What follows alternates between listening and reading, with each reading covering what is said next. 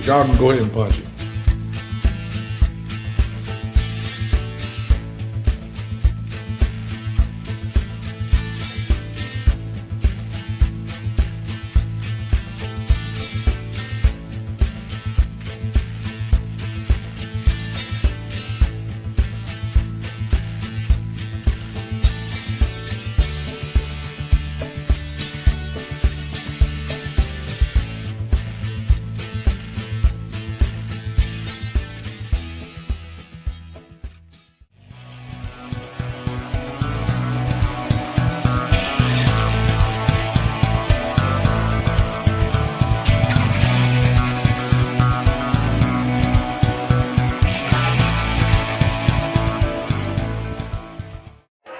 Whether you like it or don't like it, learn to love it because it is the best thing going.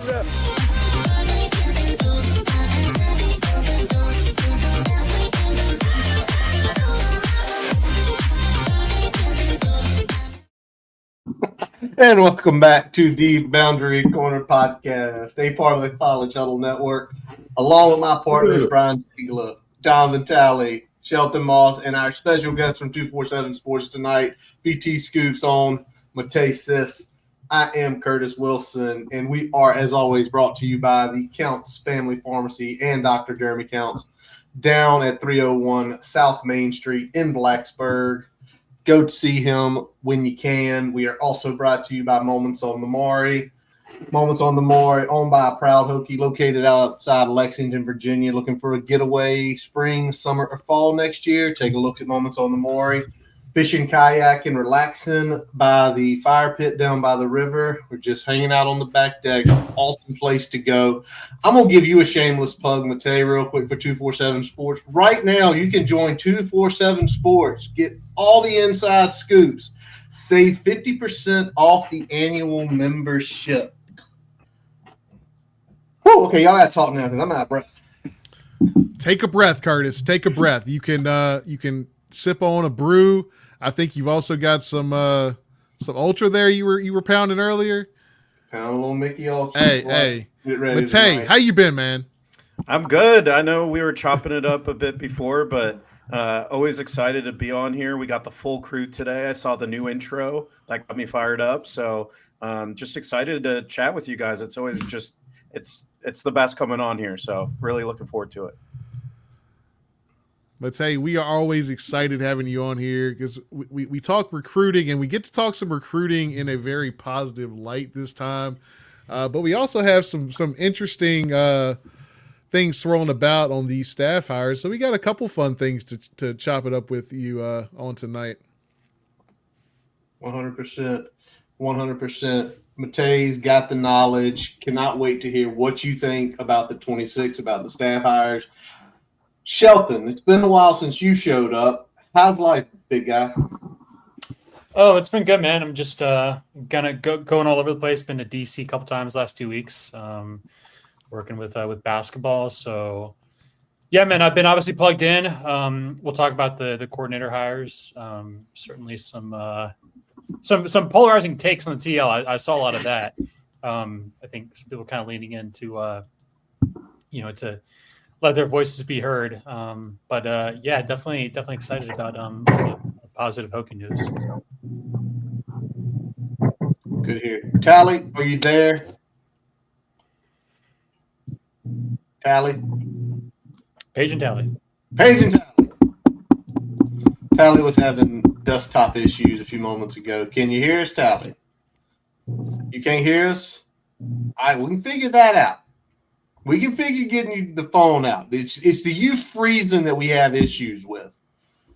Can you hear me now? All right, we're gonna give him a second. Tally, just talk whenever you need to. Tally. But we are gonna unload a lot tonight. We do have the staff hires. He is moving. I can hear it. We can hear you now. All right, perfect. Can you hear us? He's back. He's back. Okay, we can deal with that. But we are going to talk to staff hires. We are going to talk to class of 26. What a show that was last week. But before we start with anything, it broke, I want to say about 2 hours ago, roughly about 7 o'clock. And this is big news for anyone that is a Virginia Tech fan. Michael Vick is going to be inducted into the College Football Hall of Fame next season. Well deserved. A man who truly not only put this team on the map, it's getting close 26 years ago now, but also really changed the way college football was played and the way the quarterback position was played. Yep. So him getting his flowers is awesome. I don't know what y'all want to say on that. Feel free, gentlemen. It's been a long time coming. Well deserved. Glad that it's happening as we're kind of getting our shit back together a little bit on the coaching front, especially with the way this class got put together. I think it's good timing all around. Good way to kind of reestablish Virginia Tech as a national brand. I think it's all aligning well for Virginia Tech, and just it's a great honor for him. And like I said, well deserved. And like I said, long time coming. I agree. Everything y'all saying is true. Like you said, it's a long time coming. He overcame a lot, changed the game of football, and you can't talk about the game of football without mentioning Michael Vick's name. So I feel like players like that deserve the Hall of Fame name. That's what he did. So like it or love it, he is what he is. So I'm excited. All right. One of my favorite players.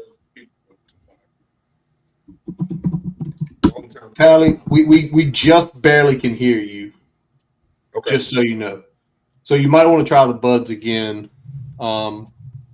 It's picking you up. I don't want to curse it, but I know the buds weren't working. If you do the buds, you might have to go into the little app and change it. But Matej, while he's trying to figure that out, what about you? And Shelton, you can go after Matej about this induction for Mike Vick. Yeah, I think you guys covered it pretty well. It's obviously a huge honor.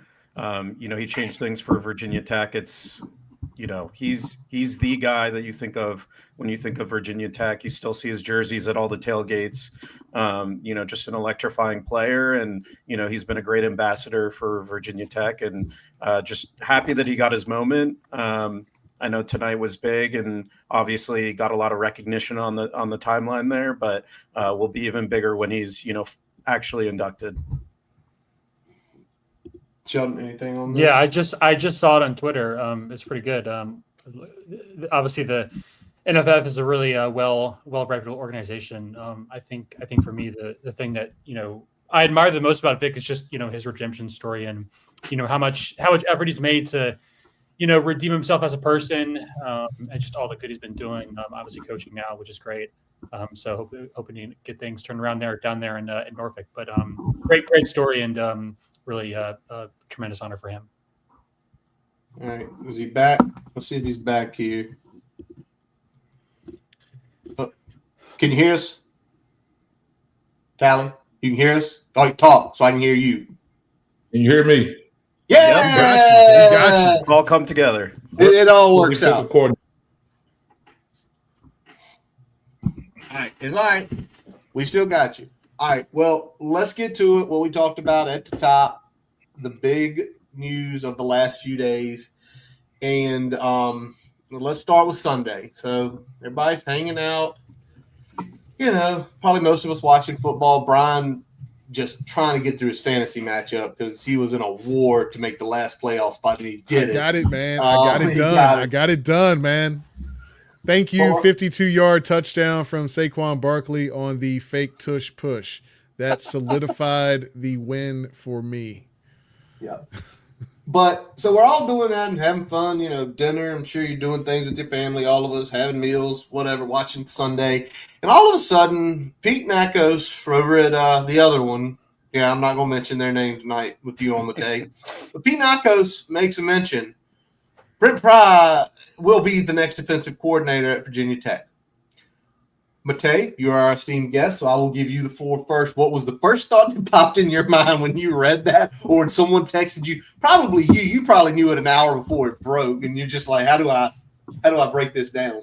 I mean, I can give a little backstory on just like my whole process. Obviously, we had been hearing for a while that Brent Pry was going to be involved in some way. In my mind, when I read that, I thought, okay, analyst makes sense, doesn't have to move, buyout money, however that works.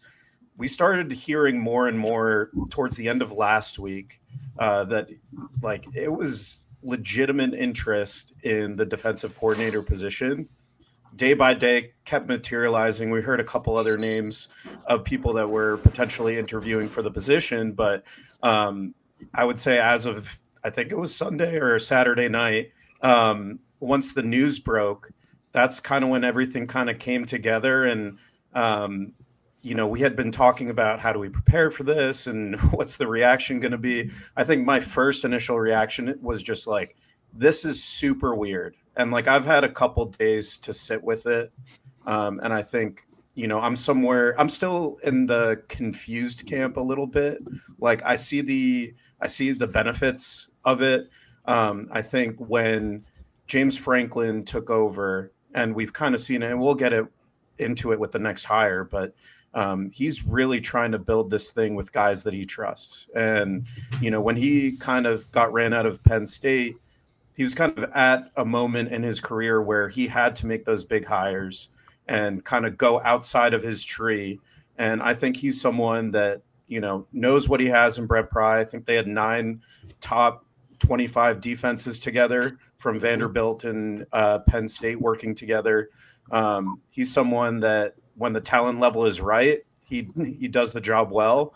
And I think when you look at the downsides to Brent Pry over his time, it's obviously been his head coaching capabilities. I think everyone knows he loves Virginia Tech. He endorsed it for James Franklin. We saw the emotional reaction in the introductory press conference.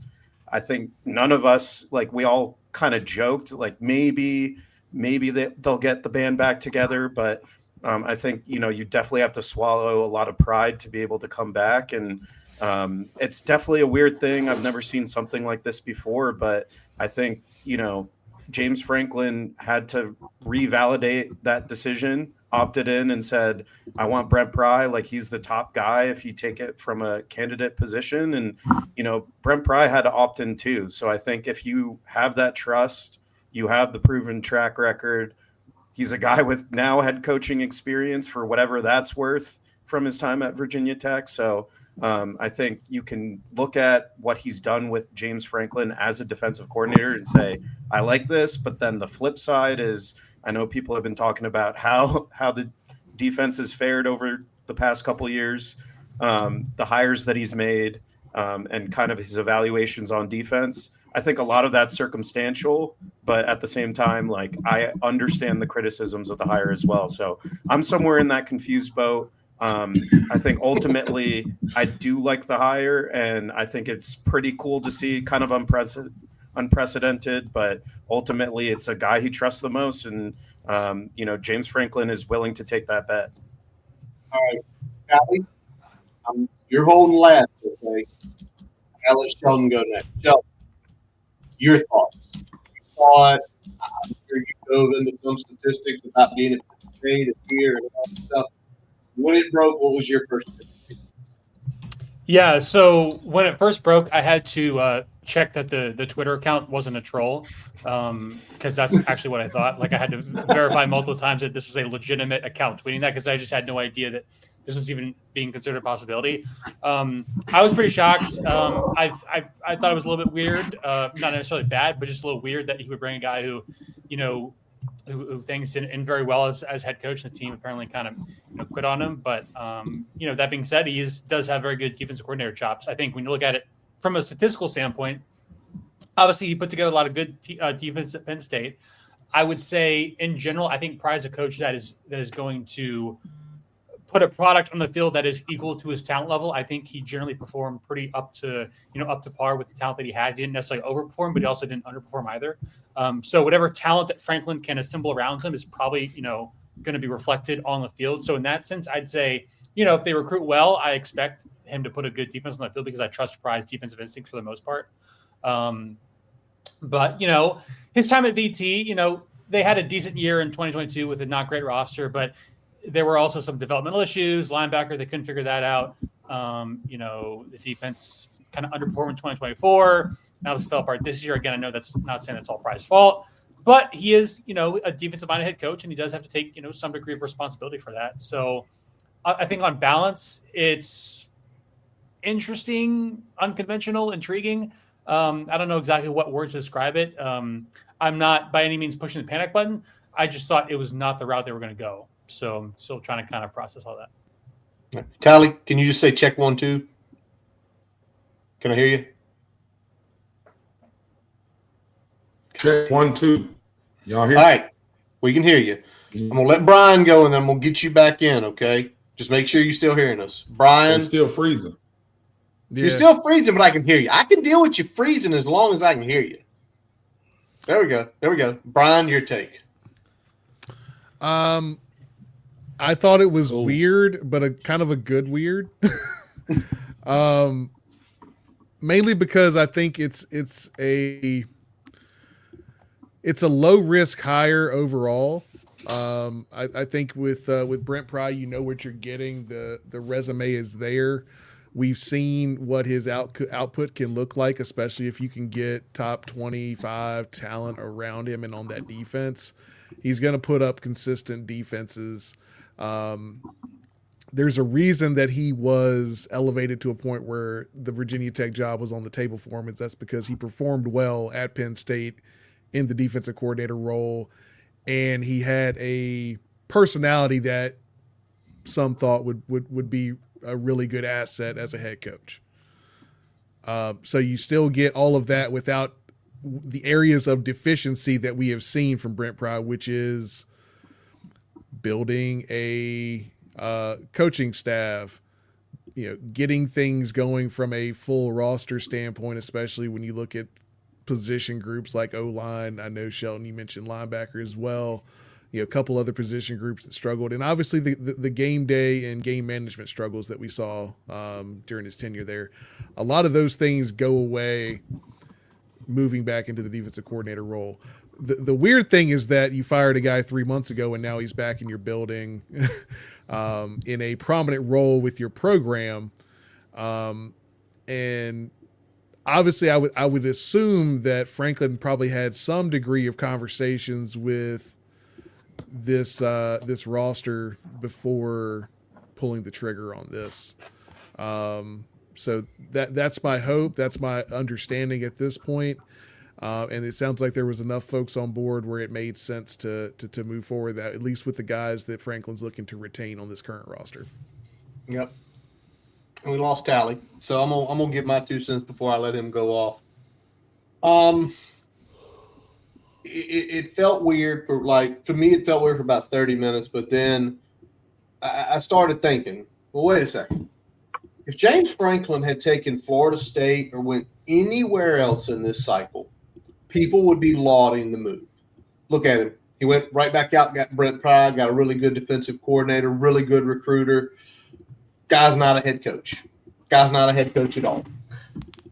And as I sat there, it became less and less weird, because if we think about Brent Pry's feelings towards Virginia Tech, watching the Cal game, that videotape of him watching his guys down in the Charlotte bar play that game, he was openly cheering for them, openly happy that they won that game. A lot of coaches can't do that. I think Brent Pry understands what he is as a person now. He knows what he is as a person. I am a defensive coordinator. I'm not a head coach. This is what I'm meant to do. I love this place. We all know he loves Virginia Tech. He felt like it gave him the shot to where he wound up today. And to me, it's just like, if he goes anywhere else, it's not weird. It's only weird here if he feels it weird. And I have a feeling James Franklin, maybe why it took to Sunday, Matej, for everything to come down, is he probably asked every single player on that roster who's going to probably stay, if he comes back, are you okay with it? And I think if that had went sideways, I don't think he's the hire to be a D coordinator right now. But that's the way I feel. Brian, Shelton, Matej feel. Tally, how do you feel about your boy, getting hired as DC? Can y'all hear me, first of all? Yep. Can y'all hear me at all? Hang on. Can hear you. The audio's a little. Yeah, you're a little cloudy. Muffled. Muffled. Yep. So I've been over. I think Brent Pry is messing up my my broadcast. Yeah, you're good now. I think that's what's going on. There you go. Brent is messing me up. But I mean, I don't know, man. The initial, like, I was on vacation when I heard it, so I don't know how that came through. That was the only thing that came through. Brent Pry, defensive coordinator, while I'm trying to enjoy my cruise, and I live it. I was like, what are we doing? You know, just honestly. It's like, think about you getting fired from your job, right? You get fired. And you don't just get fired, like, you get fired bad. Brian, get the fuck out. You're out of here, buddy. You haven't done a good job. Get out. You know, just take what you can grab in this little box and have a nice life. And then you walk back in the building. That's a Friday. You get to walk back in the building Monday and see the same people that told you to take that box and get out. It's just weird. It's crazy. It's crazy, man. Like, that was my initial reaction. It's kind of like going through a bad divorce, and then your mom or dad says, she's still a part of this family, and she's coming to all the family functions.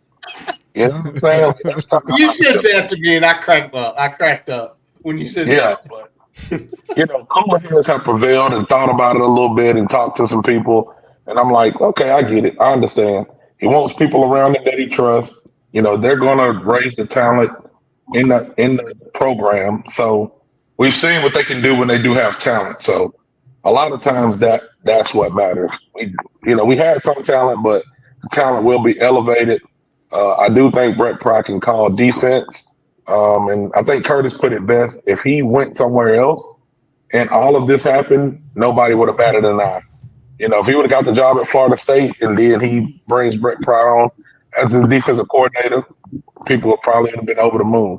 Oh, okay, yeah, he did good. But just hear him getting fired and then rehired in 3 weeks or however 3 months, it was just a shock. So I'm interested to see what happens.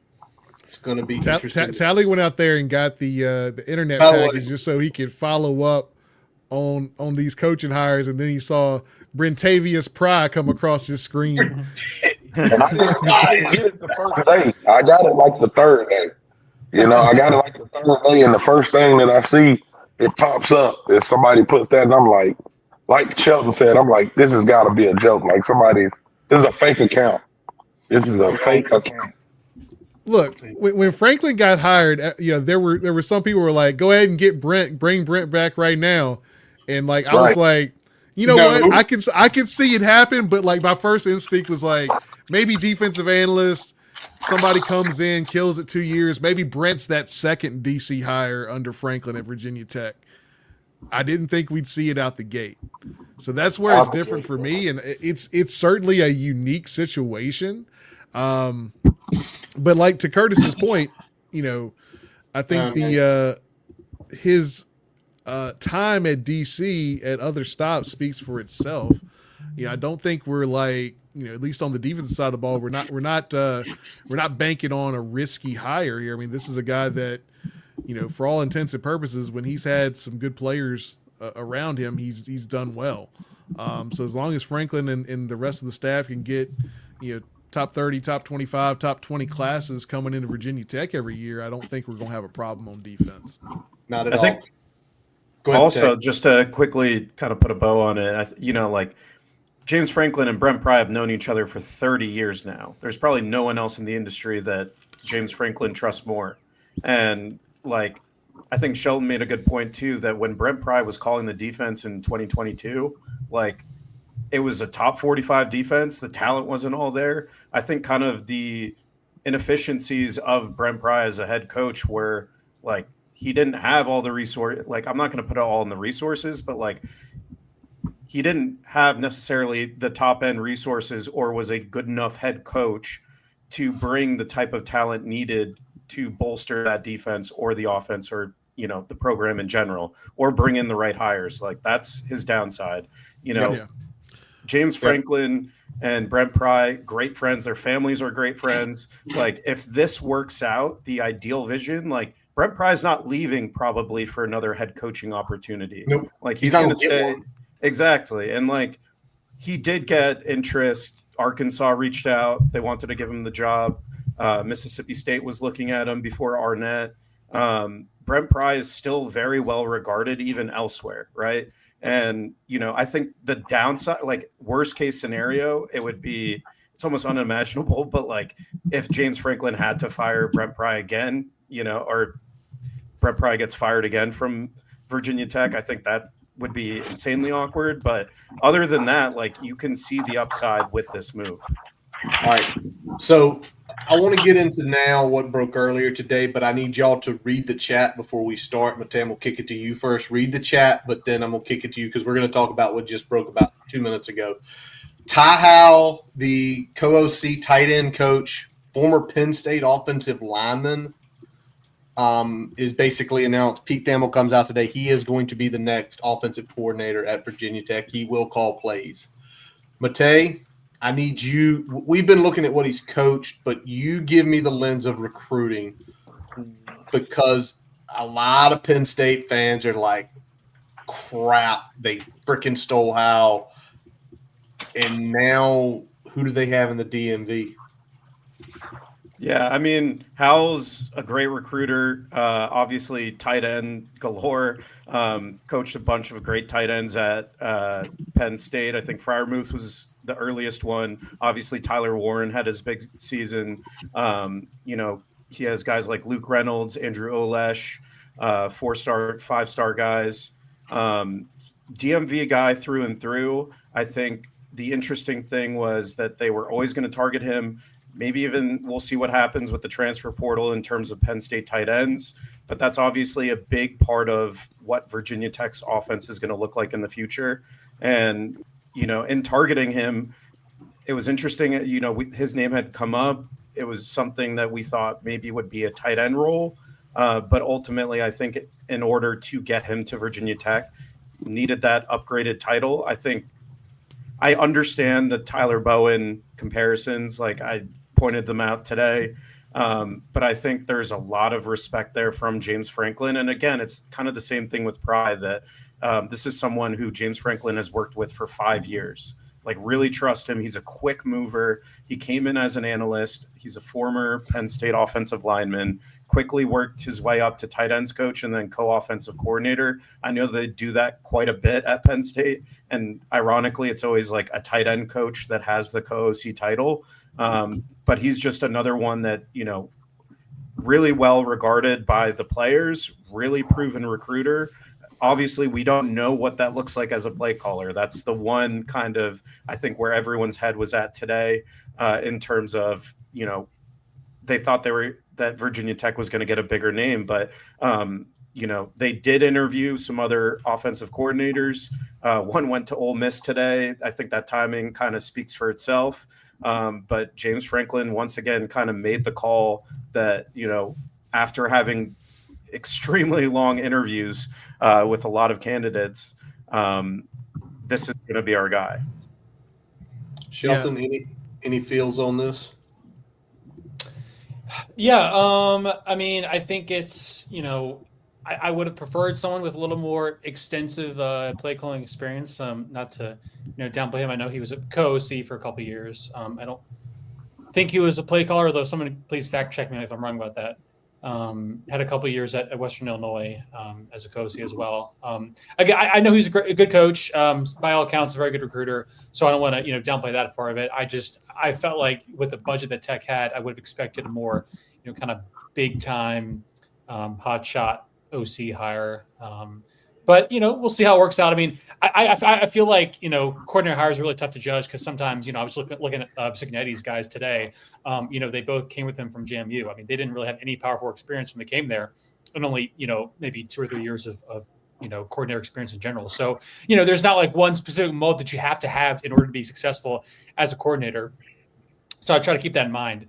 But yeah, I mean, it's just kind of a again, kind of like probably a little bit, maybe slightly more unconventional hire, but I'm not going to write off a guy before he's coached a game of football at VT. So we'll see. Brian Siegler. A lot of thoughts on this. I'll put you in the middle. Yeah, a lot of thoughts on this. When I saw it come through, I started doing some digging, doing some research, because Howle was a name that had come up early, like Matej alluded to, but we weren't exactly sure to what capacity that role was going to be. Now we found out, OC, play caller, whether or not there's a co-OC down the line that's going to be attached at the hip with Howle, that remains to be seen. But as the rest of this staff shapes up, it's easy to out the gate make the comparisons to Tyler Bowen, co-OC, tight ends coach at Penn State, called plays at a FCS school for 1 year, had a couple games where you call plays at Penn State, in the last couple years, but wasn't a full-time play caller. So very similar resume. But when we look at the circumstance of the hire, the circumstance of this hire is a lot different. And when I look at the circumstance, this isn't a first-time, full-time offensive coordinator, play caller going into a first-time head coach situation in Blacksburg like it was with Tyler Bowen and Brent Pry. This is a very established head coach in James Franklin, an offensive-minded head coach in James Franklin. So I think when you look at this situation, it's definitely a better situation for a first-time play caller to come into relative to what Tyler Bowen was stepping into with Brent Pry in Blacksburg. That being said, by all accounts, this was the guy that Franklin was ready to hire 2 years ago before they put AK in that role. It sounds like there was push from the AD that they wanted a big-time name, big-time, all that stuff, and they ended up with AK instead of hiring and promoting Howle at that point. So that speaks to where James Franklin's head was, just 2 years ago. So that's a lot to unpack and unwrap there. And then you look at the recruiting pedigree of this guy in the DMV area, and I think that speaks for itself. And then just the developments he's been able to do with his position group. We'll see how much of a hand he has on an individual position group as things kind of flesh out with the rest of the staff. But parallels to Tyler Bowen aside, and not going out there and breaking the bank on a more established play caller. I think there's a lot to like about this, but I think we're still kind of in wait and see mode to see what the quarterback's coach looks like in particular, and then kind of the way the rest of the staff on offense shapes up to kind of help out this first time play caller in Blacksburg. Oh, the chat telling you what the quarterback's coach looked like. Well, I know. We're going to talk about that. I was just looking away for a little bit. Just had the news broke on here. But Tally, how do you feel about Howle in general? About what you've read of him, and I know you text and talk to people. Yeah. So, I talked to you because I was out driving. First day back at work, so I had to call Curtis because I got a new route. So I was up in Tennessee driving and in the country, couldn't see nothing, and got a camera in my car, so I really can't be looking at my phone anyway. So I was like, Curtis, tell me what's going on because I can't see it. So Curtis broke down kind of how he felt, and I'm looking at things. And then after I get home, I do a little bit of research, and I was like, you know what? None of this research matters. It don't matter. So I had to go back and think about some of the stuff that the coaches say. A lot of times it is coach speak. But if you go back and you listen to James Franklin in his interviews, he says, I've had really good players that it don't matter what the play call is, they're just good. Like I had Saquon Barkley in the backfield, and he just went and made plays. So when I started thinking about that, I'm like, okay, he's going to want people around him that he trusts because he's been at Penn State for 12 years, 11 years, and then they go out and get this kick-ass AD or DC, right? Who is it? What's his name? Knowles? So they go get Knowles last year. Well, he gets fired this year. So I know in his mind, I don't know what their relationship is.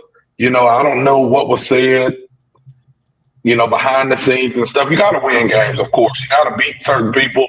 But he's been coaching the same for all these years. Then you go get this new guy in, and all of a sudden everything goes to hell in the handbasket, right? So when you do that and you pay somebody $3 million or $2 million or however much money they're getting paid, they're probably going to have a relationship with that AD and go, hey, I don't like his philosophy, or he wants me to do this and I don't want to do it. So I just really feel like James Franklin said, I just want to get guys around me that I trust, and I want to go get players that are talented enough to beat the players across the field from him. He's got an opportunity to do that, because what you don't spend on coaches, you're going to spend it on NIL. You got to go get a quarterback. Like, it didn't matter what we did when Bowen was here, but when he had the ball off to Tootin, good things was going to happen, right? That's true. We just got him hurt. We just got him hurt. We didn't need him hurt, but I just think they're going to focus more on. I think they're going to focus real heavy on getting the Jimmys and Joes in. All right, I'm last to go here, and I've been pretty positive. I'm a pretty positive person, as most people know me. I do not like this hire. And y'all are putting some good points. He's a good recruiter. Tally's putting it up of, we're going to just have really good plays. So when we just call a simple inside zone run, they're going to go 75 yards for a touchdown. We ain't got to worry about good play calls. But I worry he's only called plays one time. He's called a few here and there. He does not have the experience. He is 34 years old. And now we're putting him in charge of our offense. Over the last 15 years, and I'm stealing this from somebody, from my neighbor, the last 15 years, even in our bad years, we have not had to worry about defense. Even in our bad years. Brent Pry in 2021, that was like a 52nd ranked defense with literally Dax and a bunch of guys who probably wouldn't have been on many other rosters. We're turning it over to him. I hope I'm wrong. I hope a year from now y'all make fun of me and say, look how wrong you were. I'm worried about this hire. And now I'm even more worried about it because of what just broke 10 minutes ago now. And that is Danny O'Brien is going to be the quarterback coach. Danny O'Brien's been a quarterback coach for 2 years at Penn State. 2 years. Yes, he did analyst work and he did assistant quarterback work. Yay. Apparently Trace McSorley's coming. Yay. The only person right now in the room that's still left that has play calling experience is Matt Moore. Matt Moore called at Troy. He called his first year at West Virginia. That is the only other guy who has play calling experience on this offensive staff. And we don't know if he's going to get fired or not. So Matej, you know who does have play calling experience? But Jimmy Franklin ain't called freaking plays in almost a decade and a half, Brian. Are we sure about that? Because I've seen some Penn State folks say that I don't even know who's been calling plays at Penn State, but I'm just throwing it out there. So he's still a offensive minded head coach. You got this is and more so, this is a better situation than a Marvin Pry situation, because he is also not a first time head coach bringing somebody along like a Chris Marv. And you know who else played quarterback, Curtis? James Franklin. That's true. Okay, Matej was feverishly looking at – let's see, Matej is like – he's like, hang on, we're breaking some fucking news here. Curveball. What's the background on Danny? Because I don't have much on him other than I know he coached at Penn State, Matej, and I'm sure that's what you probably had a note card already on him, knowing how well you're prepared. Not super well, if I'm being candid. I know Trace McSorley was a name that was mentioned there. Didn't quite know what they were going to do. Obviously knew O'Brien could be the quarterback's coach. That just broke like 20 minutes ago. Matt Zenitz from CBS Sports. But I think the connection there is he played at Maryland. I kind of vaguely remember him playing there under James Franklin. Yep. So the relationship goes back to like 2009, I believe. He was kind of like the same thing. Starts off as an analyst, quickly works his way up, becomes the quarterback's coach. I think was it last year? Was his first full year? Yeah, last year. But like was working with Sean Clifford in 2023. I think, we kind of see it with the last two hires. And I think to your point about like James Franklin being offensive minded, I think the next step in that is that like he's not, it's clear now, like it's been clear, but he's not outsourcing these jobs to people that he doesn't have a trusting relationship with, or like he's not just paying off the biggest names on the board. I think, I tried to hammer that point home that like these candidates are being compared against those outsourcing candidates, and he's once again choosing his own guys. And I think, there's ego involved with all of this. And I think it, whether it's good or bad, we'll end up finding out. But I think James Franklin wants his own guys and to do it his way, and really trust that, these guys that have come up with me and will place their trust in me, like we'll all do it together. So I agree with your points that like if the talent is there, they're able to do it. But like it's very clear that he's going to do it his way, and he's seen a lot of success in the past doing it that way. And I think if you can somehow translate that PSU model, like we see it with the last two hires, these are guys that start off as analysts, were promoted internally. That's kind of his MO. Like that's the way he prefers to do it. Like bringing on guys, teach them from the ground up. And a lot of them have been successful. Some of them have moved on to other jobs. It seems to be that's how this staff is going to continue to shake out. Maybe a couple big names here and there, but otherwise I think, it's going to be his guys. What you mean, a couple big names here and there? We'll Wait see. a minute, Matej. Okay. Laying it out here. Shelton, anything on this? I mean, it looks like you're reading too, so. Yeah, I was just doing some digging on his background. Obviously, you mentioned offensive analyst for a couple of years, 3 years, and then one as a GA, and then the past two as quarterbacks coach. So a little bit of a thin resume. It just mainly just one program. Maybe gives a little bit of pause, but so I was thinking about this. I don't think like, at this point in Virginia Tech's, where they are as a program, the money we're putting in, the coaching staff that, we'd like to have, we expect to compete for playoff spots. We want to be a program like Utah or BYU or Vanderbilt that, develops talent and has good coaching and, can at least kind of punch above their weight class to try to compete for a playoff spot once every couple of years. So from that standpoint, like, 8 to 9 wins might be okay, but like, the question we have to ask ourselves is like, is this staff the staff that's going to lead us to, competing for playoff spots? And, right now I'm a little bit iffy on it just because of, again, lack of, experience in certain spots. Doesn't mean it'll be bad, but it's like, again, like what I was talking about with the budget we have, like, we were kind of expecting a home run hire. And I think, right now it's like, okay, maybe we get a double, try to stretch it into a triple, but it doesn't seem like a home run. So that's kind of just, the thoughts I've been having. It's like, where the goals, the goals are, increased here. So, we want coaches that can match those expectations. Yeah. I mean, when we look at it, we don't really have a lot on O'Brien from a recruiting standpoint. It's a very limited sample size. So this is probably the first hire that you can't really point to and say this guy is a super plus recruiter, because we probably don't have enough data on him at this point to really say that one way or the other.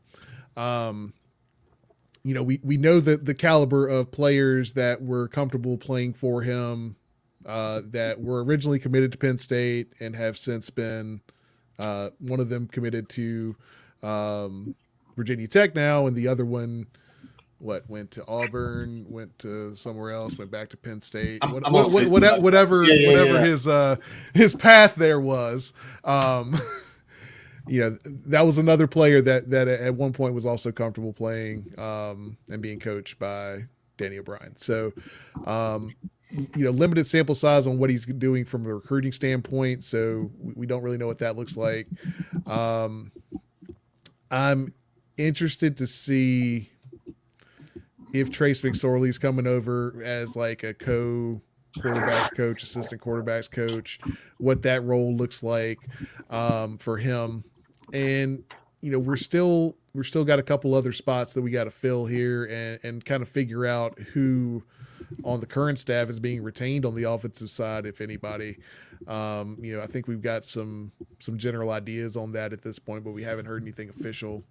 And really none of these, you know, outside of the national publications, we haven't really seen any official announcements on this. So we're still kind of waiting on the official details, titles, roles, all that fun stuff as far as what these guys are going to be doing within the team, other than these, you know, high level official roles that we have with OC and DC and quarterbacks coach. So I don't feel better about the Howle hire with the Danny O'Brien hire. I don't necessarily feel worse about it. I feel about the same as I felt when the Howle hire came across. If we had brought in somebody like Decker from ODU in that role and he was a co-OC, I think I'd feel even better about the Howle hire. This kind of keeps me in a, you know, slightly above lukewarm feeling on the Howle hire, and very much TBD on Danny O'Brien. Tal, I know you Let me throw this out right quick. And Curtis, I'm gonna let you divvy it up how you want to. Can you hear me pretty good? Yeah, you're good. You're coming through pretty good. All right. So James Franklin got what are we, number 24? Are we 24 or 25? 24. Top 25 class. He got a top 25 class by himself. By himself.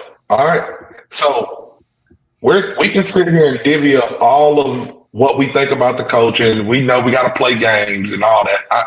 I'm not saying that doesn't matter.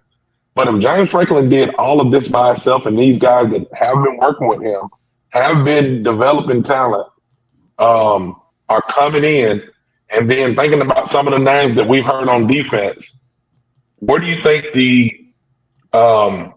ceiling is for recruiting? I ain't even talking about coaching yet. What do you think the ceiling is for recruiting on the coaches that he's bringing in if he got a top 25 class in 2 weeks by himself? Matej Sis, that is your wheel, buddy. Where is the ceiling? It's tough to answer because obviously, like, top 25 is the expectation. I think one of the best parts about James Franklin as a coach is bringing in talent, and you look at the resources that he's paired with and was able to get from Virginia Tech. Like, my personal expectations are like right around that top 20 mark. I remember probably being on this podcast a couple of years ago talking about Brent Pry, and I'm like, top 40, like maybe that's the goal. And all of a sudden now you're shifting to top 20. But I think, like, you obviously have so many blue bloods out there. And I know, like, it's a constant arms race, like more and more programs. Utah just did something today with private equity. I'm blanking on the name, but someone just got like a massive donation. Michigan State got like $400 million. Like, it's just a constant arms race of these programs that are going to try to keep building it up. I think the benefit to James Franklin is he's already been in this area. He has those relationships, and guys are never, like, he's going to be able to kind of unlock that tier where you can still get that elite caliber player without having to pay an arm and a leg over the competition. Like, those relationships still matter at the end of the day. So with the blue bloods, like, that's usually the top 15s. I think you can see some years where maybe the talent is a little richer and Virginia Tech moves up, but overall expectation, I would say, is, right around that 20 mark. All right. Tyler, do you want to add anything else about the QB coach before we start pushing along here? I don't know that, man. I'm just glad we got a quarterback coach. I'm just glad they're not letting fucking offensive lineman or tight end coach the quarterbacks. At least put somebody in there that's designated to the quarterbacks. Thank you. This is what sold Tyler. Wait a second. He played quarterback in college? Yeah. He played quarterback in the Canadian Football League? Yeah. He threw three. I think it said he threw 3 touchdowns and 10 picks So we don't need him to play. We need All right, before we get into the class of 2026, there is really one reason why Danny O'Brien left Penn State. He did not want to coach Peyton Falzon because he got rid of him once, and then he tried to get back on board with him. So really, Danny O'Brien just said, I ain't messing with that kid. I'm out of here. I'm going down to Tech because that class that James Franklin pulled in last week, I'm going to start the questions off. Brian, Shelton, get them loaded. But what I want to put it is, Brian Dawn said something, and Matej, you've been doing this a while with 247. Have you ever seen anything like what happened in that 2-week span in like not just Tech, other places that were 50 to like 20? Have you ever seen anything like the way this class flipped from 124 to 24 in 2 weeks? No, not at all. And I think we all knew when James Franklin was going to be hired, he was going to raid the commitment list of Penn State. I didn't know how successfully he was going to be able to do that, obviously working with a 2-week window, but I've never seen it elsewhere where a team has moved up that much.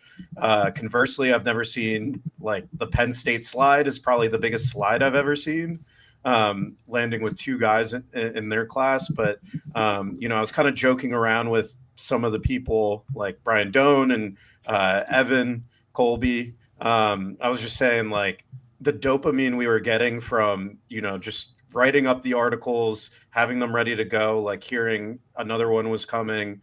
It was just it was unbeatable. And obviously it happened in a short period of time, but these are relationships that spanned, years and years. So yeah, James Franklin was able to do it. I'm sure, there's some whispers that, maybe this guy's going to be your position coach. I think that's starting to come to fruition now.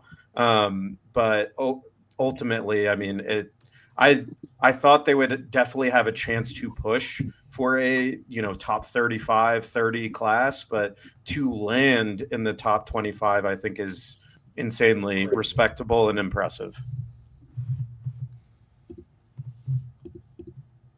Whoever wants to go next, go. Yeah, I mean, seeing the climb was, it was kind of unprecedented. Going from moving up 100 spots in the rankings. I don't know if that's ever been done. I mean, Matej, you can fact check me on that, but that was a climb that I was not expecting. When Franklin took over, I was like, if this class ends up top 50, I'll feel okay. I'll feel like, all right, well, he salvaged the class after, losing a coach, losing a couple of your top flight pieces in the class. You maybe could bring a Tommy Wilder back in. You get a couple guys from Penn State that are in the 4-star caliber, and then you kind of fill out the rest of the roster with some decent caliber 3-star guys. And then we see what Franklin was able to throw together in a 2-week time frame. And it's really impressive because it gives us a really good starting point. It got us a whole lot of national press, which is coming at a very good time. That's one thing that we're seeing with Franklin is that when Franklin does something, the national publications get a hold of it pretty quick.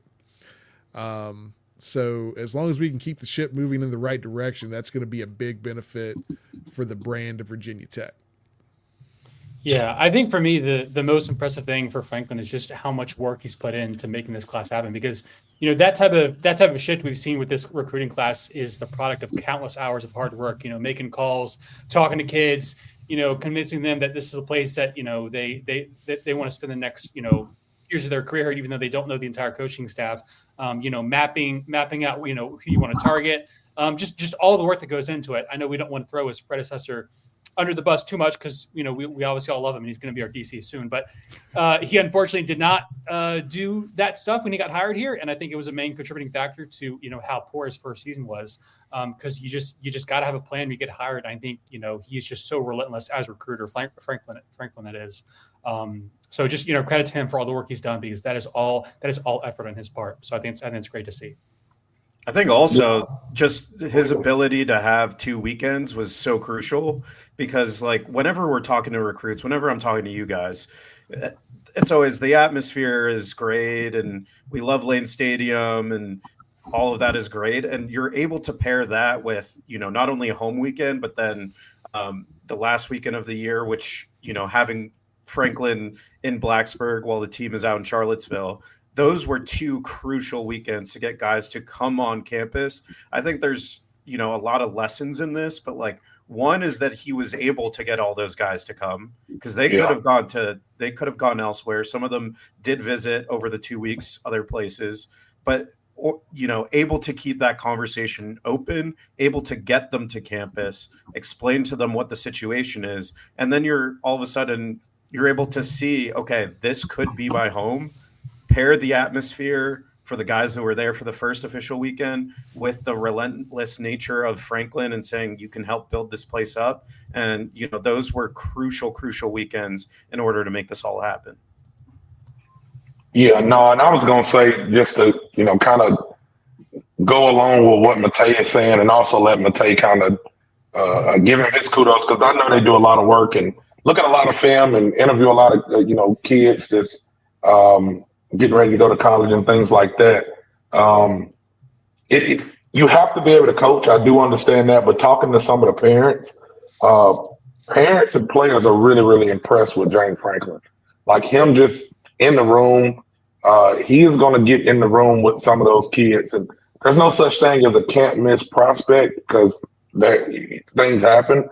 But when you look at somebody like, I don't know, Trevor Lawrence, right?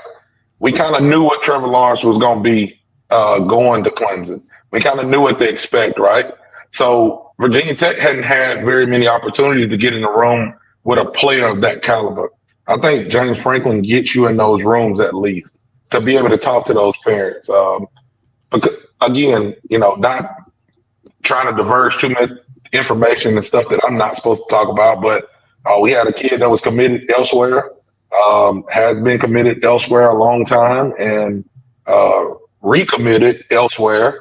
And next thing you know, he's sending his stuff into Virginia Tech. It's all because of Franklin. It's all because of talking to his parents, saying things like, I'm sorry, I don't know how we missed this. This evaluation I'm sorry we didn't get it, but what can we do now? We're at this place. What can we do now? We want you here. And this kid is going to Virginia Tech. Matej, Tally brought it up, and I want you to just hit on it real quick. What did go on with I got his name here. Hold on. With Ty. No, he's committed though. He has signed the line. We knew he flipped, but what happened with that? Because that seemed like a 180 in less than 20 hours. Sorry, cut out a little bit. You said Tyrell Grant? Tyrell Grant flipped. I mean, like Tally said, Tally was trying to be nice. I mean, he signed. So he clearly wanted to come to Virginia Tech. But what happened? Because that was like, boom. Keep in mind, too, like he was committed to Syracuse, visited officially to Virginia Tech. So the interest was already there. I know he put out a tweet that I think a lot of people are referencing that says like 1,000% or 10,000% committed to Syracuse. That was kind of prompted by Syracuse for him to put that out. I think the entire time he was kind of thinking, okay, I want to make this happen. How do I make this happen? What's the right way of doing it? And I just think with the timing of everything, that being, I believe it was Tuesday night of last week, and then he announced on signing day, I want to say, he was already trending that way. And I think some other events led up to it. We could talk about Matt Sieg if we want to, but they were really targeting him as a safety. And I think, once they kind of work things out, there's multiple components to it. It was just like everything was in alignment. And I think he saw it as, okay, this is a can't miss opportunity. I got to make the switch. All right. I mean, that was one that we saw and we were like, okay, that was a little bit of a surprise coming down from us, but it sounds like, there was a little bit of that in the works for a little bit longer than I think some of us knew there. The thing I want to talk about with this class that this has got to be, I mean, some of it was already being addressed before Franklin got here, but this is Franklin, I think, seeing what this current roster is and where the biggest hole in the roster is. 6 tackles in this class. Talk a little bit about that and kind of some of these guys that may have already been on Virginia Tech's radar. Obviously, Tommy Water was committed at one point, then came back. And then maybe some of these guys that Franklin was able to sway in our direction as things started to wrap up there. Yeah, and I think, Thomas Wilder coming back was huge. Obviously had to win that again. He really liked Maryland. Like, I thought for a while he was going to go to UMD, but he always loved Virginia Tech. I think James Franklin was kind of the icing on the cake there to bring him back. Obviously, getting a lot of these guys to visit was big. Benjamin Azuka, he came in, obviously Penn State flip. Ace Hamilton flipped to Michigan. They're kind of targeting like an interior guy, and Azuka, like, I'm extremely high on him. I think I keep saying, like, if he were 6'5", 6'6", this would be like absolute national prospect. He's already highly rated, like high 3-star on the verge of a 4-star, but 6'3", 315. Inside guy, can play guard, maybe even center. We'll see how everything shakes out there. Obviously, Kyle Altuner, if he comes back. Marlon Bright up in New Jersey. I know he played in Class B competition, but he's just someone that has the body, has the athletic ability. State champion in New Jersey. Played some other impressive schools out of state as well. Again, Penn State flip. Maddox Cochran, he was like, I think he was big too. Not only, like, anytime you're talking about Wisconsin and offensive line category, like, give me that guy. And he was someone that I think on the day that James Franklin was hired, he decommitted, whatever that means. But he was someone that was targeted, obviously, like another tackle guy, in-state guy, getting Tyrell Simpson to reaffirm. Massive, massive body. Like, I know he's listed at 6'7". He might be 6'8". And I think just like with all of these guys, it's just like their size and ability feels different than previous classes. And I feel like I've come on here and probably talked about, Virginia Tech has signed like 2 commitments this cycle. They can project either way. It's like a lot of these guys are tackles, and I think James Franklin was talking about in the press conference, not that you want to jump too far ahead and say Virginia Tech's going to the semifinals, but he was like, if you're playing 16 games, you're going to need that depth on the offensive line, and they absolutely crushed it. Not only were they able to get the reaffirmations, Thomas Wilder back in, get the flip of Cochran, they were able to bring all the Penn State guys with them. And I just think it goes to show, like, that was the major area of need, and they got some really talented players to come along. Yeah, it's like lately we've been used to having, maybe making a splash with one of those caliber players, and then like, no knock on Buddy, but a whole lot of Buddy Wegdom kind of in the back end there, kind of filling out the rest of that class. And then you've got, he's really, the lower rated guy, but it's still a Woodbury Forest commit, which is a place that historically Virginia Tech has not done very well, and we're starting to make some headway in. So it's good seeing that come along in the process as well. I love the focus in the trenches on both sides, but obviously the offensive line was the area of need for Virginia Tech. When we look at the biggest problem with this last year's team, we were one injury on the offensive line away from having no tackles that were ready to play football. We lost the guard and had to move the guy we were playing at tackle into guard, and we were a absolute liability at right tackle the rest of the year. And we were a mishmash of different players across that line, other than Altuner, who was probably the most consistent player on that offensive line all year. So getting these guys in the building and obviously seeing what we can do in the portal is going to be very important. I talked with these guys. I talked to some other folks. Knowing who we're targeting in the portal is going to be just as important in securing a quarterback in the portal as anything else. Mm-hmm. Because if you've looked at this offensive line, you know that we're going to need some immediate help even though we've got some of that long-term help coming in with this 26 class. 1,000% there. I want to take it just a couple different ways, because normally it's really weird because you've been on here before. And we always talk about who's that diamond, who is the diamond to top the Virginia Tech recruiting class. And this year was supposed to be Thomas Wilder. With everything that's happened, I mean, Terry Wiggins, Messiah, Thomas, Troy Hume, Davion Brown, and even get down into Peterson. I mean, these guys are super highly ranked guys. And it's crazy because it's like usually we were like one, maybe two. And this year's like it's six. There's six guys. And even if you start going lower, like a Tyson Harley, I mean, these guys are studs. And a lot of them are already like physically built to get here. So which one for you that as you started seeing it's going to go this way where you're like, you can show your fandom aside because we know you graduated from Tech. What one did you like as you start seeing the notes and you get stuff in, like, I want him. If we don't get anybody else, if we get this kid, I'm going to feel awesome. Yeah, I mean, it's got to be Terry Wiggins. Like, I know he's at the top, but, like, he is just such an impressive player. And he was someone being courted by Colorado, UNC, kind of opened things up late there. But if you just, like, watch him, he is just so impressive. And you look at it, and it's like Virginia Tech hasn't had as talented of a linebacker since, like, I can't even name when. Like, Tremaine Edmonds, I know Dax was insanely highly rated, but the things, and Terry Wiggins is more of an outside linebacker, but it's like he is just so impressive, and like every bit of his rating is deserving.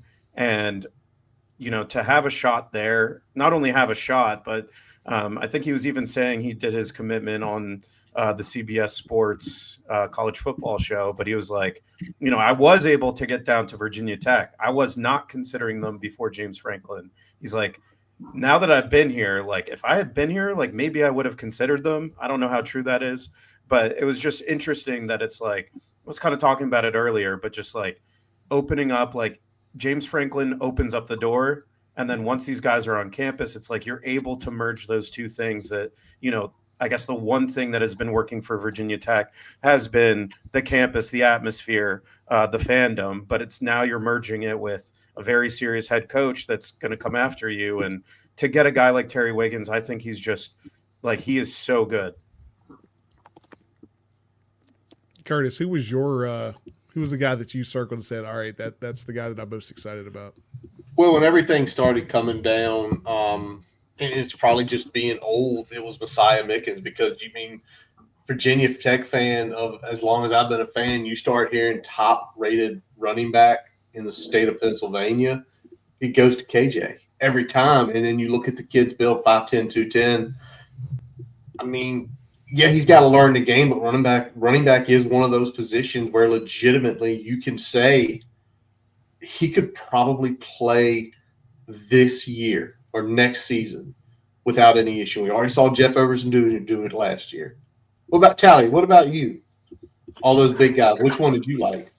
Man, you know what? I mean, usually I would say Wilder just because of how it went, and him would have been the crown jewel of the class and then coming back. But for knowing what we need besides offensive line, and we're already hitting on that because Brian's talked to us a little bit about it, and to piggyback off of what Matej says, I mean, it's the trio of linebackers that they got. Because if you look at what we've struggled in is linebacker play. We had Noah Chambers out there as a true freshman this year, and we were so excited to see him make plays. He probably shouldn't have been on the field that many plays. He wasn't. He was forced to do that, because we lost the coach and people transferred. And no knock on Noah, I think he did a great job. But, I mean, when you're a freshman and you're going against grown men and having to play like that because we have no depth and we haven't recruited well in that position, it's tough, And sometimes you get your safeties hurt, like Hugh Reddish, because they're having to come down and fight against linemen and tight ends and, things like that instead of being able to cover for you. So like Matej said, you got Wiggins, you got Harley, and you also got Lamar. So you got all three of those linebackers that are very, very. If you go watch the tape, they're very. And probably, if I just had to pick one, mine would probably be. I hope I'm saying his name right, Lamar. Like it would probably be him, just because he's a Virginia kid that was never looking at Virginia Tech. You know what I'm saying? Like he was gone. And you get James Franklin, and this kid is known very well by one of my good friends, Dwight Vick, because he goes to the school Dwight's son went to high school. And no disrespect to Virginia Tech from the kid, but that's what wasn't a school that he was going to. But when James Franklin comes, he gets you in the door with those kids. And that kid's 6'3", 6'4", 220 already. Come on, man. Like, that's the kind of linebackers that we need to get us back to where we need to be as far as defense. So I've been kind of shaking my head at some of these offensive hires, but if the defense shakes out like I think some stuff will look good. Yep. The one that was kind of standing out to me was Tyson Harley, and a couple reasons there. I feel like he's looking at his tape, man. He pops off. Looks like he's probably going to play more of an edge role, I would imagine, at this level. We'll see if he ends up landing at one of the linebacker spots, but I kind of see him being more of an edge player, and I think he's going to make some noise. But also, one of the things that when you look at Virginia Tech recruiting, I already talked about Woodbury Forest earlier. One of the schools in that Catholic triangle there in Maryland that in DC area we've struggled to get in with is Gonzaga, and this is a Gonzaga kid. So that to me is stating that with Franklin, there's not really. You're not locked out anymore, and maybe this helps. Long term, looking at some of the downstream channels, maybe we get back into Verina in a consistent way. That's another school where we've been kind of locked out of for a good while for Virginia Tech recruits. A lot of UVA kids, a couple got kids going to West Virginia. There's been guys kind of jumping here and there. So it's nice to see us get a kid from Gonzaga. Highly rated kid, very talented kid, somebody that's going to be able to contribute to the defense, I think, pretty early, because when you look at guys that are pass rushers and things like that, that's a position where you can come in on the defense and play pretty quick. That position in cornerback, usually you can get guys on the field pretty quick. So I imagine we'll see a little bit of Tyson Harley in 26, but he'll definitely, I think, make an impact by the time we get to 27. Also, just quickly, not like you could go down the rabbit hole as much as you want, but like with these schools and opening up doors with James Franklin, but like I don't want to mention Wiggins too much more, but goes to Coatesville. The number 4 overall recruit next year is from Coatesville. Offensive tackle, 5-star guy, like 6A powerhouse in Pennsylvania. A lot of good talent there. Obviously, Terry Wiggins, one of them, but like you can go up and down the list in terms of where guys are coming from. Obviously, Virginia Tech has the green run pipeline with 3 guys in this class, a couple guys from the previous class, but a lot of schools that you're looking at and you're like, yeah, it's great. They got this really good prospect for this cycle, but it's also opening up the door for future cycles as well. Curtis, you back with us? I know you were popping in and out there. I'm in and out. I'm having issues left and right. It's like I'm in Alabama or something right now. So I don't know what's going on with the internet here. We just talked about Tyson Harley a little bit. Oh, yeah. Man. Oh, I heard it. I just can't see anybody, and like my screen's freezing every time I click away from it. But Matej, let's discuss this, and I want to go back to the offensive line because I feel like it might have been over recruited. Do you see any of those guys potentially flipping the size of the ball? Because you got guys like, I'm pretty sure Buddy Wagnum and then Benjamin Ezekua. That's a Curtis pronunciation right there. Smaller, more compact guys. Could we, some of these guys go over to the defensive tackle room, even though we did have a couple really good linemen come in this class? Yeah, I don't know. With Azuka, it's interesting because like he's such a big athlete. Like, I believe like he was playing defensive tackle for his high school team. I think he had a pick six to seal the national championship game. He's also a heavyweight wrestler. Like he's just a very athletic dude. But I think like the plan for all of them is keep them on the offensive side. I know that there was I think some speculation with Garrett Witherington, the Kentucky flip. He's like 6'5", 290. That's what he's listed as. People were wondering, will he be flipped to the offensive side? Like the plan for him as well is like interior defensive tackle. I think a lot of these guys kind of have their positions kind of locked in for now. Sounds good. Shelton, anything you want to ask? You've been quiet here. I mean, anybody? Any person? I mean, it's kind of crazy because Shelton, if y'all don't know, Shelton is a St. Chris alum. Two private schools from Richmond. Yeah. Were any of those like? I mean, my father-in-law saw the Benedictine kid play the state championship, and I when I mentioned him, he's like, that kid's massive to be playing at private school level. But Sheldon, anything on that? Well, you mentioned St. Chris, my alma mater. I'd love to see if we could, if not flip Darius Gray out of Richmond, maybe a couple of years later down the road in the portal, we can get him back. But yeah, it is interesting. You know, I've talked a lot about, you know, some of the issues with, you know, Virginia high school football coaching and development. You know, the overall rates of blue chippers being drafted in Virginia has been pretty poor the last few years. So I'd like for that to change.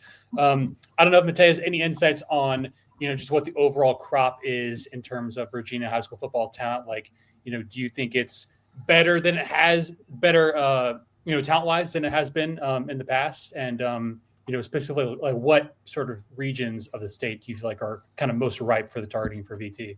Yeah, I think it's definitely changed a lot since I first started covering recruiting. Obviously, the 757 used to be massive. I think, you know, the power is kind of spread out there. I think there's a lot more talent in Northern Virginia, which when I first started wasn't the case. Obviously, Richmond has its guys. I think, you know, again, Richmond has been a successful area that you kind of want to lock in on. Stick with Northern Virginia. And then, you know, there's going to be guys from the 757 every single cycle. But I will say, like, I think I might have even said it on here, like the last couple cycles I felt were a little weak, but I felt this one was like significantly stronger than the previous ones. Yeah, it feels like this class was a lot deeper. You saw, I think like a lot more 4-star guys in the 10, you know, top 10 in this class than I think we've seen in the last couple cycles as well. And obviously, you know, being able to get Tommy Wilder at the back end of that top 10, I think was important. Just for showing that we can pull top 10 in this state. I think, you know, looking into 27, I'm hoping we can get at least you know, maybe 2 or 3 in that Virginia top 10. Brian, we got to. Wilder and Fat Rat are both in the top 10. Yeah, he did it up at 10, didn't he? You're right. He did it up at 10, yeah. So let's get 3 next time, though. There we go. Let's get one top 5 or 2. I want to ask you this, Matej, because on signing day, I mean, it was awesome, right? The flips, the kids that we didn't see coming signing. How much of a scare did James Franklin put into Michigan? Because those 3 Virginia kids who were supposed to sign pretty early in the day, it just kept getting pushed back and pushed back and pushed back. And the Savion Hitter up in Louisa County here, right, you know, northwest of Richmond, he didn't sign until the next day. Yeah. Was that just an all-out Franklin Bliss to saying, you know what, why not? I know I know a lot of people are looking into the Hitter News and saying Virginia Tech. I think there was some other forces there too, some other big-time schools. I think Ohio State was in the mix. Tennessee had been trying forever. So I think that was a little bit of it. Travis Johnson was very real. James Franklin wanted him. I was telling you guys before the show, like, I think it was around like 2:45, 3 o'clock. And we thought, basically we thought it was completed. The announcements were going to come out. But then the Travis Johnson news started to come out. Certain things happened there that opened the door for Virginia Tech to kind of get involved. There were serious conversations, and I think ultimately he decided to stick with what he knew. But I think that would have been, talking about a top 5 guy in state. He's very, legitimate wide receiver. Bringing another guy in like that, I think would have been a huge message to Virginia just moving forward. So very real there. And then Andre Clark as well, another Virginia guy out of Richmond. There's some smoke there as well that Virginia Tech was involved, but I think that one was less drama than the Travis Johnson one. Close. Tally, Shelton, Brian, anything else that is because I know what I'm doing. I'm literally going up and down the recruit list, and I'm going up and down some notes I've made, and it's like, go ahead. I was just gonna say, are you starting to now with the hire announcement? Are you starting to think who's our quarterback going to be next year? That's where my head's at. So he's probably got 3 text messages already. We'll see. Is Bo Prabula available? Let's make that phone call. Would he live in Missouri? Who knows? Would he live in Missouri? Depends on the money nowadays. If you ain't playing for the national championship, or even sometimes if you are playing for the national championship, depends on the money. So who knows?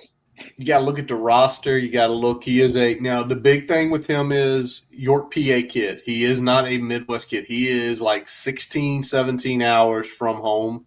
And I know money's a lot, but he made a good amount of coin this year. I mean, and he played good until he got hurt. I mean,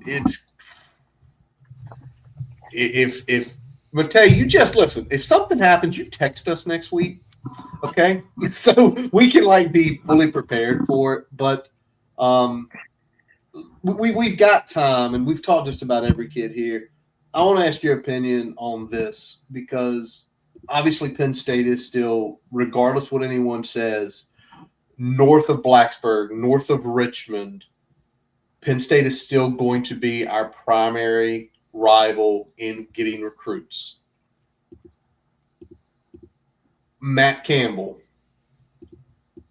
Mount Union guy, coached in Ohio, been out in Iowa for years now. We've already stole a couple of their heavy hitters in that region. What do you think is going to happen there?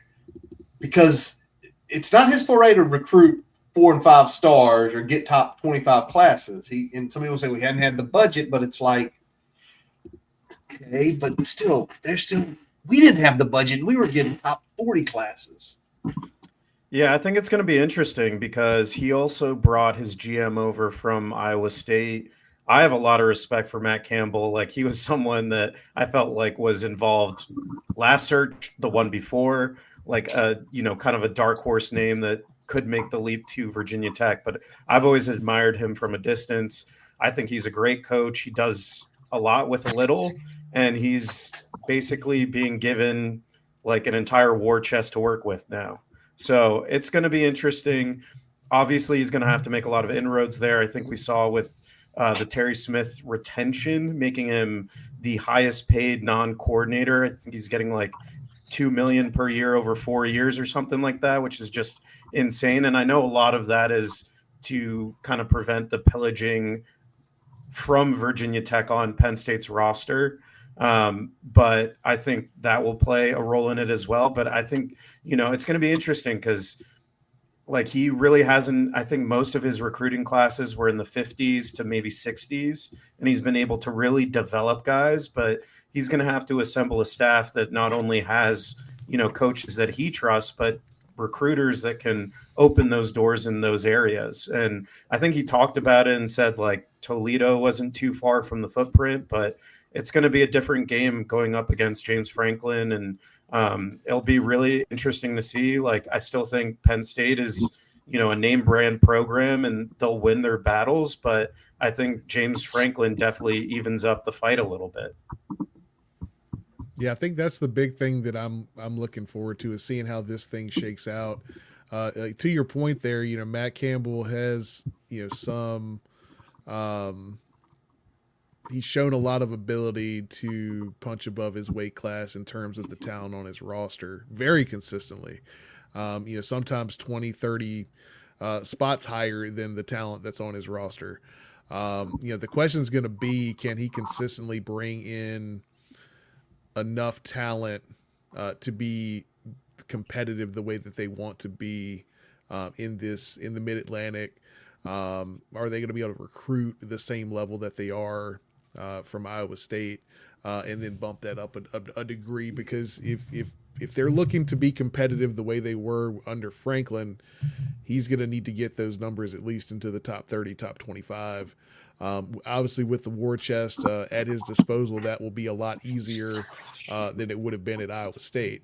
But there still kind of remains to be seen what the full picture is going to look like for him at Penn State, and whether or not the roster at Penn State, to what degree they have loyalty to Terry Smith and how they feel about the Campbell hire relative to what James Franklin can offer here in Blacksburg. Well, the other thing too in that case is, does Matt Campbell want them? You can say what you will about, you're right, Matej, he is a development guy, but there is always going to be a guy that just they don't want. Nope, doesn't fit what I like to do. I do not want, and sometimes it's very talented individuals that get pushed out. The pieces, say what you want to say about the defensive side of the ball. The offense is shaping up more and more to be pulling Penn State guys. The defense, Brent Pry hadn't been there in 4 years. But if some of the other stuff that we're seeing comes to fruition, and I'm not going to say, and people are asking about things in the chat, when it happens, we'll talk about it. It'll be a lot of fun to talk about.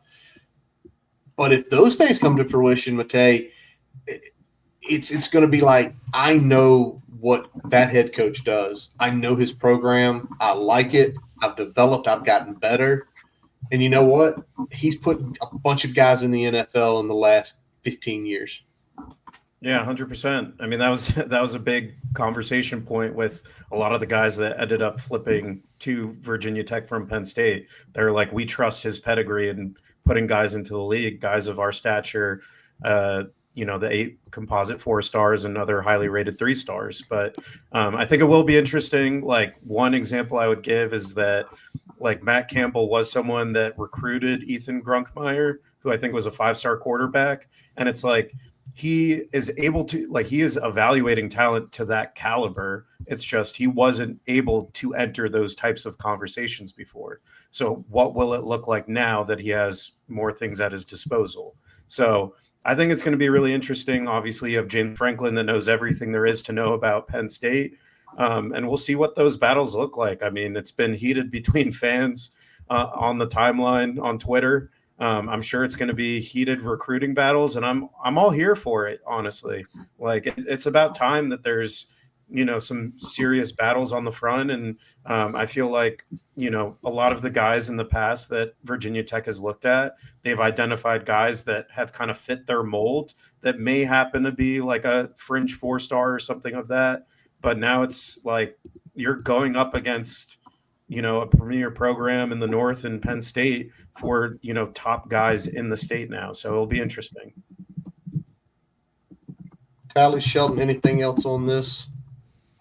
So I'll just throw something at Matej right quick, and I know it's a long way away, but this is what he does, and I don't get to talk to him much, so I'm just going to ask him. Looking at the 2027 class of Virginia kids, who does James Franklin need to be on right now? Who is a guy that needs to be at Virginia Tech in that 2027 class? I mean, the easiest name to throw out is probably Chris Whitehead. 6'5", 230, number 1 player in the state. I think he's I think he's a composite 5-star, but yeah. I'm looking at y'all's stuff right now. Composite 5, 20th in the country. Yeah, he's, legitimate offer list already. Probably has over 30 offers by this point. But he's someone that definitely kind of moved the needle with the James Franklin hiring, like has already been reached out to. There's a lot of talent in the 2027 class. We're just starting to look at it now. But, with those official visits that I kind of mentioned, there are still some 27s on campus too. Like you have to imagine like how much of a whirlwind this all was. Like you're trying to build out a class, but have enough foresight to say there's some really good players in this state and surrounding states. Let's shoot them an invite, make them come to the Miami game and see what happens. And I think they're able to kind of, as I said, like open the door a little bit. So we'll see because, it's as impressive as it was when you have a 2-week sprint and you're able to say the right things and, kind of portray the right things. It's a lot harder when you have to do it for a full cycle. So, but, to even be in consideration of a guy like Chris Whitehead in previous cycles, if he were in there, he would probably be heading off to the SEC right away. So guys like that I'm looking at, I don't think they're going to win every battle, obviously, but to be in the conversation and see what happens. Like that's what it's about. Good deal. All right, real quick, everybody, because I don't know. Well, we'll all get together, but let me ask you this, Matej. Did the CFP get it right? And secondly, how's it going to change next year? Because it's going to change next year, clearly. First thought, yes, they got it right. I know there's I believe in my heart that Notre Dame has the talent to play, but like the aftermath from all of that, I'm just like, enough is enough, man. Like it's just crazy. Like the MOU yelling at the ACC. I think the problem is the committee. It's always been the committee. It's just like the process makes no sense. But in terms of what they were supposed to do this year, I think they got the field right. You know what? And fuck Notre Dame, man. They have been teetering around stuff forever. And the ACC bailed them out during COVID, letting them jump in there. They fucking stole our spot in, what was it, 2016. I can't remember what bowl it was, but we ended up playing in the freaking Belt Bowl after playing in the ACC championship because Notre Dame stole the spot. So I don't want to hear nothing about what Notre Dame talking about. I'm just saying. That's just what I got to say about it. I like Marcus Freeman, but hey, go get your hair painted on and chill out. Man, I know I put this on the timeline. I was all about Notre Dame being in over Alabama. I think Bama had a awful loss against FSU that you just cannot ignore. And then, so they had the worst loss of the teams that were kind of looking to sneak in there. And then they got absolutely boat raced by Georgia in that SEC championship game. So those two things for me kind of bumped them down. I thought they should have been out. I thought Notre Dame should be in. I thought Miami should have been over Notre Dame regardless. So I think they got that part right. It's so hard how they got it set up because Notre Dame's not playing in a championship game.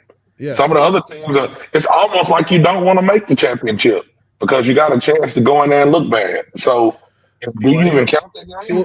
Well, the committee fucked themselves because they didn't anticipate the whole Miami not playing in this championship game thing, right. UVA losing to Duke. They didn't anticipate that because they put JMU and Tulane higher and higher in the rankings every week than these other ACC teams other than Miami.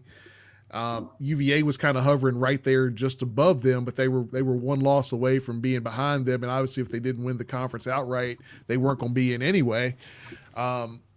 And then they started, getting sneaky with where they were putting Notre Dame ahead of Miami. They started creeping Alabama up the ranks, even though they lost a close Iron Bowl. Like they gave them credit for losing a close Iron Bowl. Winning against a bad Auburn team. Won the Iron Bowl.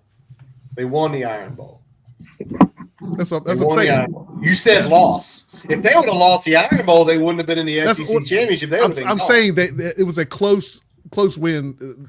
Say win, don't say loss. Auburn had the loss in the Iron Bowl. Yeah. Anyway, Yeah. what my point being, they moved them up despite it only being a close win in the Iron Bowl. Shelton, you got They put themselves in a bad situation where if UVA lost, they were going to have to make some weird decisions, and they were going to get screwed either way. And they screwed themselves because of the way they set it up. Yeah, I think the two big things that people are frustrated by is obviously one, Notre Dame, Miami, and then two, Alabama. Like Matej was saying, it's not putting Miami in over Notre Dame. I mean, you could have a reasonable argument for either team. Obviously, I think most people would say Miami because they beat Notre Dame head to head. It's the fact that the committee decided to switch their seeds a week after both teams did not play for absolutely zero reason. I don't know what the justification for that would be, but they don't seem to have a clear process to where they stick by. And then Alabama not moving down at least even one seed after getting trounced by Georgia in the title game. I saw a stat earlier a few days ago that said that Alabama was one of, I think, maybe 20-something conference championship losers that did not they were the only one of 20-some teams that lost a conference title game and that did not move down a seed in the past 4 years. So that is pretty suspicious, and it's not a good look for the committee. So big picture, I think, my basic take of the committee is like, I think it's a massive conflict of interest having a playoff that is essentially being run by a television network that also owns the rights to the conferences that are participating in said playoff. So I think I think we got to look at more structural issues if you want to solve this problem, but it's a mess. But here's the biggest thing. The team that they have the most money in, the conference they have the most money invested in, amazingly has the most teams in it. They effectively, their product, if you did this in the business world, you'd go to antitrust court and probably lose billions upon billions of dollars. But it's okay in college football. It's an antitrust suit waiting to happen because Alabama really shouldn't be in. They're a 3-loss team. Everybody's like, well, they have like the best win. They also have the worst loss of any of the 12 teams in. They have the single worst loss. If this was any other conference, that team would have been shoved out the second they lost on Saturday. It's a conflict of interest. It is antitrust lawsuits that should be coming out to wazoo from these other conferences. They just don't have the balls to do it because there's no way, like you just said, Shelton, they are running this playoff committee. They run the show. They're probably telling who they want in on it. So there we go. Never put you're right, Wilson. You don't ever put it in the committee's hands. Matej, it's almost been an hour and 40 minutes, man. It's like old times every time you step in here. So it's been awesome. Brian, Shelton, Tally, anything y'all want to hit on? Matej, anything you need to hit on before we wrap this up tonight? I'll say one thing, I know we've been going for a long time, but I was listening back to when we were kind of previewing this class, and one name I brought up, T-Ron Richardson. I was like, that's the guy. He's way better than a 3-star. Stick by that today. Go back and listen to that if you're curious, but favorite flip of the cycle. So I'm just going to leave that there to kind of put a bow on the class. At the end too. Flip at the end. Flip. Brian, Shelton, Tally, anything to hit Matej with as we get to dough? I'm all set. I'm glad the chat got to see us react to the Danny O'Brien news in real time. Yeah, that was crazy. That's why it's so much fun doing these live. Well, listen, Matej, as always, man, it is awesome having you join us. We'll try to get with you. It took us a while to get with you last year, but, things happen. Do not forget, you can join VT Scoop 247 Sports, 50% off an annual VIP membership where you can see Matej's writing, some of his scoops. You, Evan, and Colby are doing awesome jobs over there, man. You guys do awesome jobs just putting content out. So shout out to y'all on that. All right.